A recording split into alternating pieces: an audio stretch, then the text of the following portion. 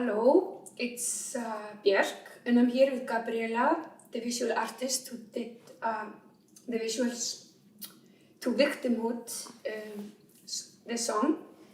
And I just thought to grab a chat with us, talking about sort of why this came to be. She's one of my best friends, so we hang out quite a lot. Especially in COVID, I was blessed with being in her bubble, COVID bubble. So I think I remember coming to her living room, which is also her studio, which was full of, always full of like whatever work she's working on at the time. And we've had some glorious chats in that room. Drank very huge amounts of coffees and wine and things, and solved a lot of the world's problems in that room too, with very many methods. But I walked once in a room, maybe, I don't know, a year ago, and there was this smell. I remembered, I got like a flashback from my childhood, and because my grandmother, she used to always paint, and I remember the smell of oil paint, and also Gabríela, who usually her color palette is like black and a lot of pastel colors, that she sort of treats in a very idiosyncratic way, and weaves into her own mythology, sculptures and paintings and mythology. But certainly there was like blue everywhere, dark blue, and I was like, which is actually the color my grandmother painted most in. And Gabríela, she is new because we are actually related, so we both remember her paintings from our childhood. So I was just walked into Gabríela's room and I was like, wow, this is new. What's going on here? Can you try to describe it to me? Yeah. I used to paint always in acrylic colors, but I decided I was like a bit like bored of it. So I thought like, I take the oil paint now because it's more like classic. And I was thinking about the old masters and I thought like, blue. Everybody had like their blue period. And I was like, I have to do that too, somehow, because I never used the cobalt or the ultramarine blue color. So I really need to make everything like kind of blue now, like the blue period, my own blue in a world. And I started, and everything was blue and more blue, and they were so beautiful. The oil painting, they had so much depth in them. So I was like, okay, I'm just going to make everything blue until the end of my life. But of course, it was like some blue paintings, and then it's so funny when you decide something like this, you also start to want to do as well like the opposite color of the color you were deciding on doing. Mm-hmm. So there was like blue paintings, and then there were like orange paintings as well that had to come out at the same time. Mm-hmm. But the blue, the night spirit, that was like the first one. Yeah. And he's the character in the visuals. Yeah, because I was kind of in a different way, but similar way. I was kind of doing a whole album which was all about mushrooms, and I was like doing a lot of preparing a lot of visuals with sort of dark green and dark red, and then I had this one song on the album which was like very different, like from all the other songs, and I remember when I played you the whole album in one go, which was actually in this room where we are now, in Grandi. That was the song that resonated with you. Like you like that song, and I was like kind of little confused because I was thinking, oh, I don't think that's going to be a first single or in the beginning, but okay, I have to respect that instinct. But then it was kind of perfect because we did the whole sort of representing fossora with like mushroom theme and all that sort of stuff. And then it's always sometimes one of my favorite things with albums, they come after this kind of duty of introducing the album to the world. You are free of that. You don't have to worry about that anymore. Mm-hmm. And then comes, you can rather release songs just like on their own, like when we did All Is Full of Love.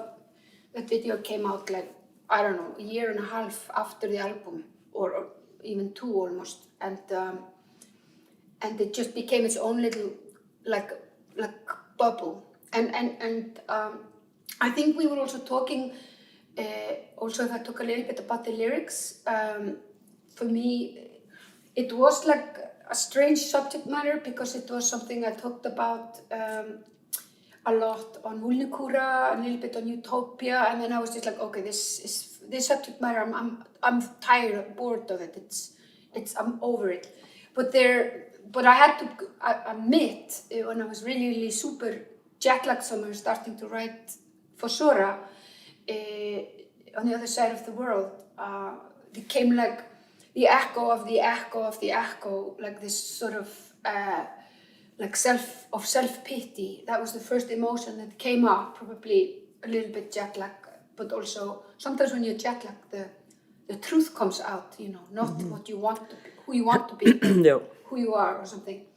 And I was just laughing, like making sort of like some sort of self-pity blues, and asked the engineer I was working at the time to find foghorns, and we were just in this kind of Seattle kind of fog that comes in the mornings in this little strange lake.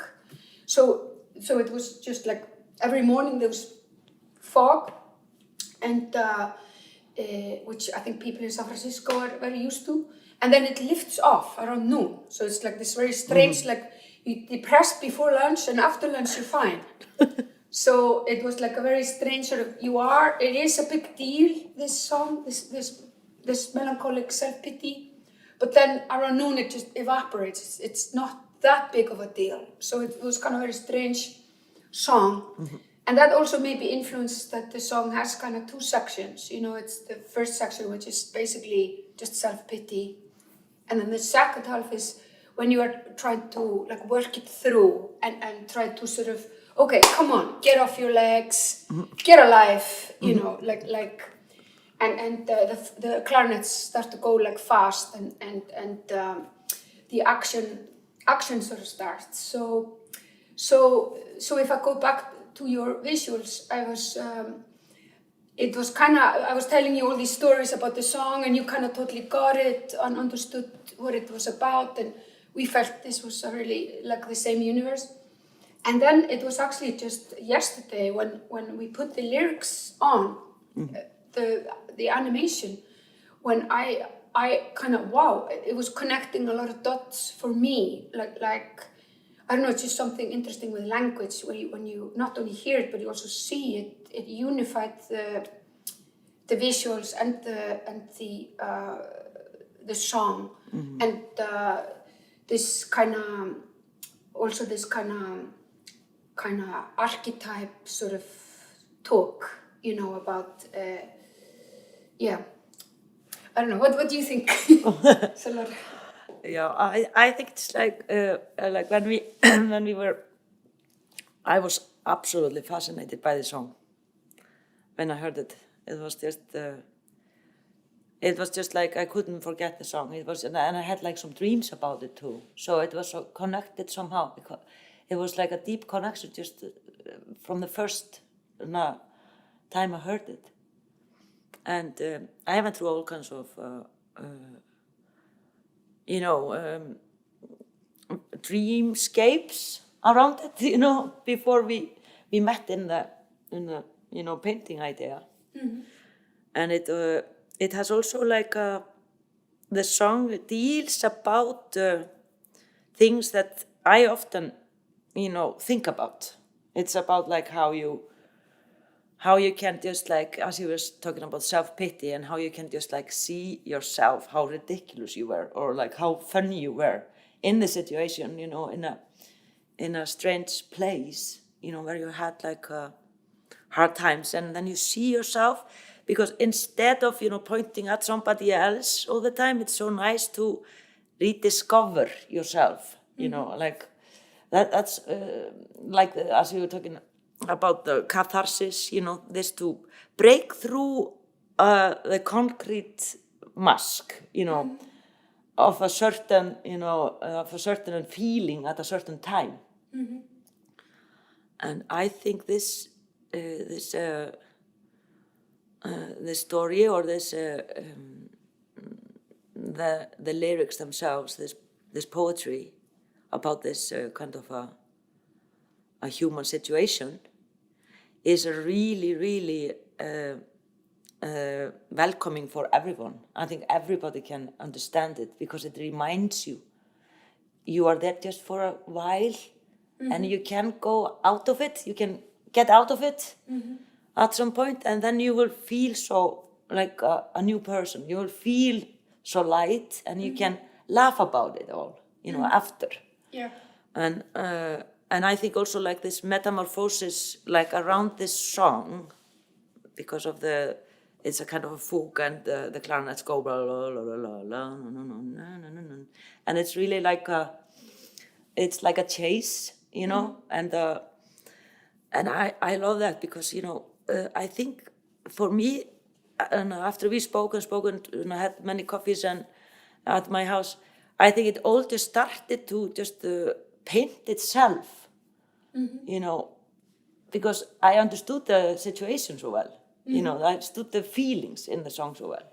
Yeah. So it all came like, from the experience of the smell, and we talk about your grandmother and the colors, the blue, and then everything just like was so effortless, because it was, and I think sometimes, when you have a song that is maybe not, as you were saying, like it doesn't catch you like this, like immediately, often it just like Victimhood is a song probably that will, I think if people just listen to it more than once, they will understand that it touches your soul, those bass clarinets, you cannot, you and your voice and everything, it's just so, it touches your soul, that's what it does. Thank you. And yeah, I was kind of interested, because I don't know that much about psychology, and I was actually kind of Googling victim, and then I found like some website which listed all the victim archetypes. Yeah. I had no idea, and it was like 100. I remember I was like having a hot bath, and I was like, fucking hell, guys.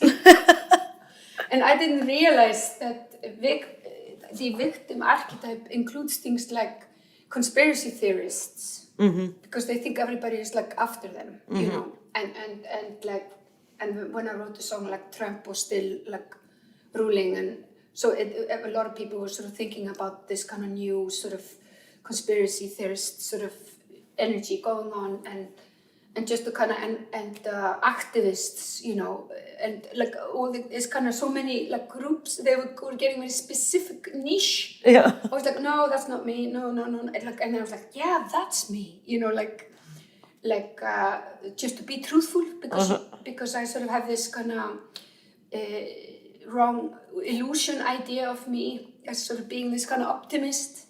But then you have to be truthful, that you are like, you also, it's just kind of trickier to catch the tail of the victim, or the self-pity for an optimist, But I think also we were talking about, I don't know if this is too revealing, but this kind of sometimes it becomes the role of the women to, in difficult situations, to take on the catharsis and emotional work. And if there is some like dark shadows or forces in a situation, we kind of take it and okay, we'll do it, you know, and we go through it all and kind of like convert it into sort of good energy and kind of like the other family members, we want them to not have to do it. They're like, we'll do it, we'll take care of it. And but then that's like a strange sort of victim hat too, which is sort of, because it was your choice, you know, nobody asked you to do that, you know. It's like you sort of, you chose to do that. So it's also, that's maybe where the humor comes in and helps, like you were saying, the owl that is floating above, that sees the view and says, wait a minute, especially time, when a long time has passed, like 10 years or something, then you can go, oh, okay, you had a choice, you didn't have to do that, you know. No, but so yeah, so I just think that's very very, very interesting. Yeah, I don't know what more to say. I just love these paintings so much. I kind of, they're just so magical, and these characters, they just have such deep meaning for me. Yeah, I said just mirror. The song just made it happen. So maybe, should we maybe discuss the creatures one by one? Maybe ask you to tell me about them? There it starts with the night spirit of the valley.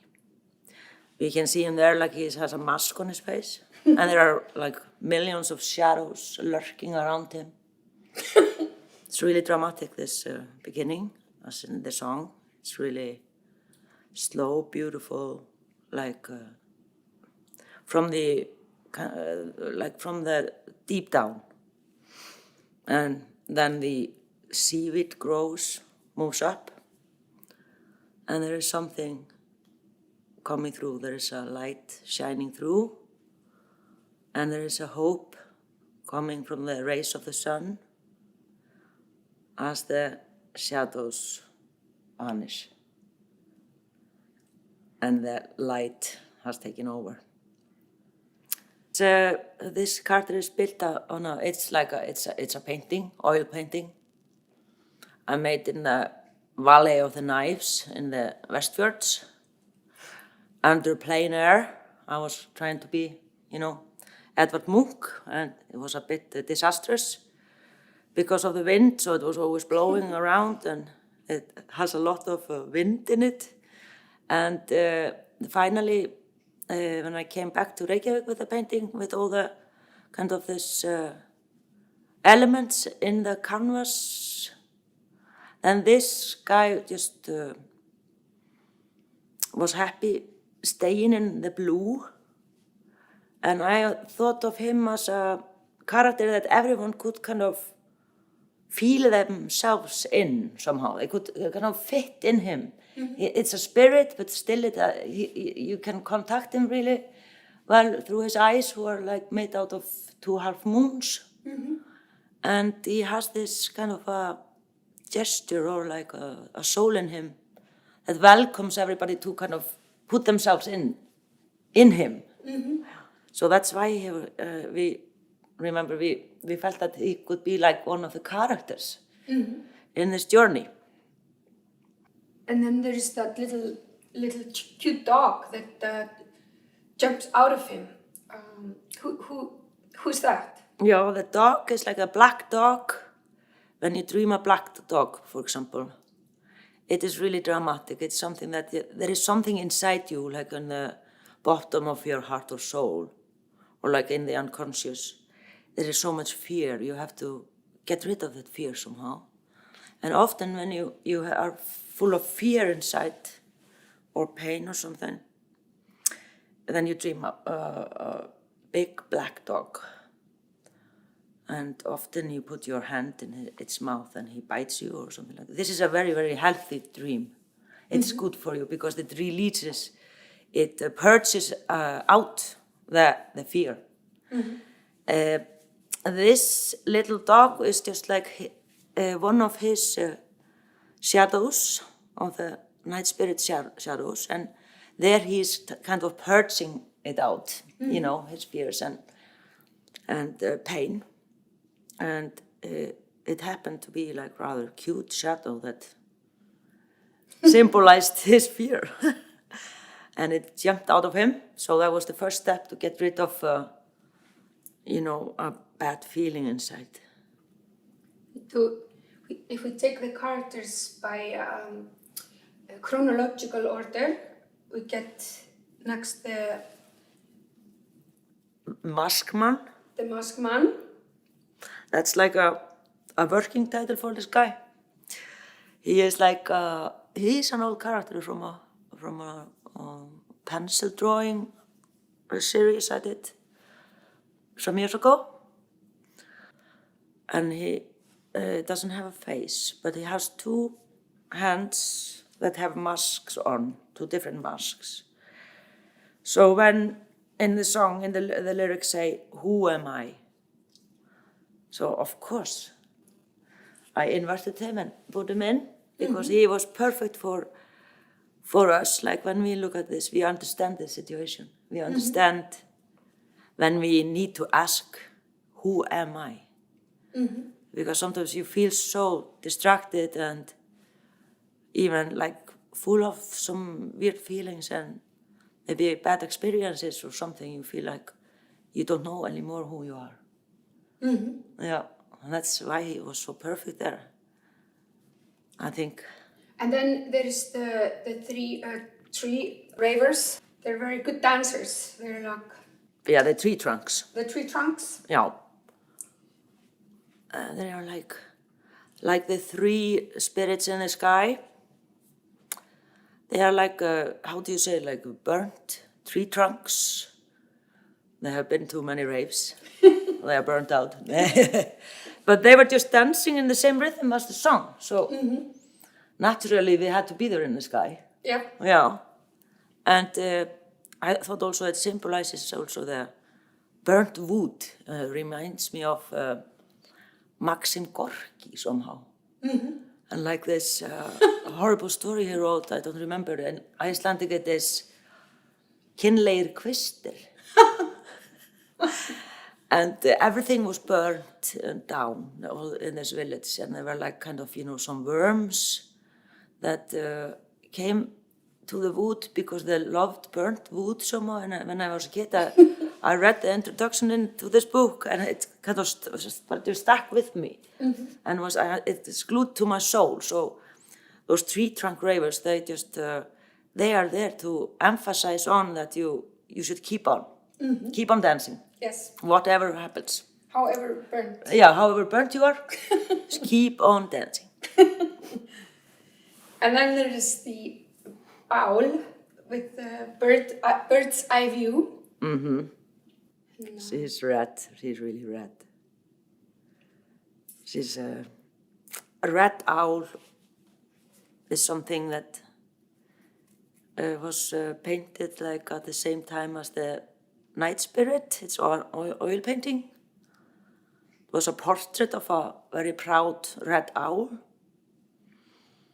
And then Pierre-alain and I, we constructed out of oil-painted pads like a new body, so like wings for her to fly out of the sun, bring in hope and also strength in times of hardship. Yeah. And I think the color red is really symbolic for like a strength with hope. It is the life, just hello, you. As in the song, I love this moment in the song because it's so important. When you have gone through a hard experience, something sad or painful, then it's so important, as we have often spoken about, to see like zoom up into the sky and see yourself from afar, like with the bird's eye view, as you said in your lyrics in the song.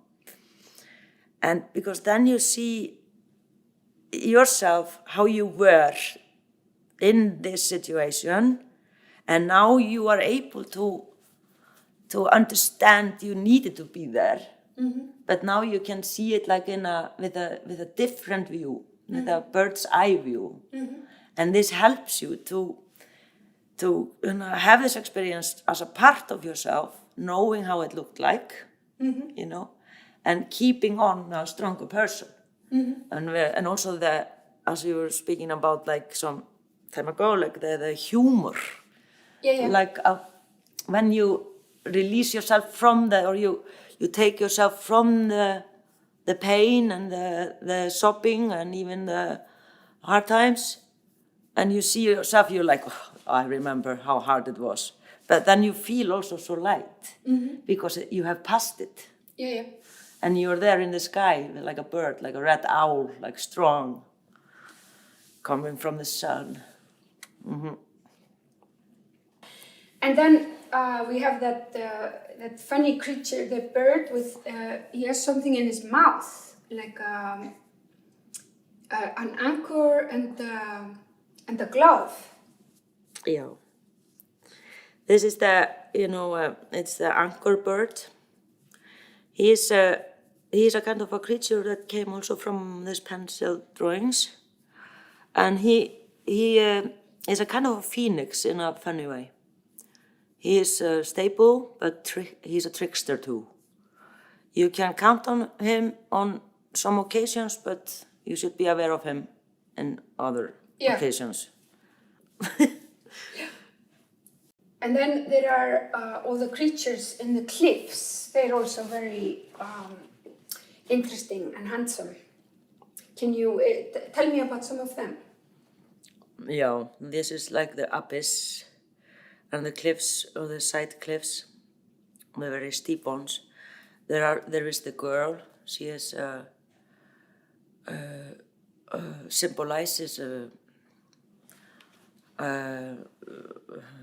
symbolizes like sadness in a way, but again, she is crying. She is crying little stones out of her eyes. And in the end of she is animated that way, that the tears that go from one eye and then they end in her throat. This symbolizes like a pain that kind of everybody, I think, can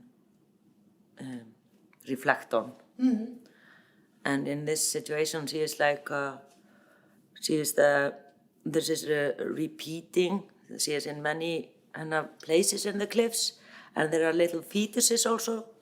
And I thought like the fetus drawings are really good because they, at the same time while she is crying, the fetuses are like symbolize like a new birth. So it's both like sad, but at the same time it's birth. Like, when you put something out and something else gets born. There is a new life in it also. So that's why and then there are little creatures which are like kind of astro bird.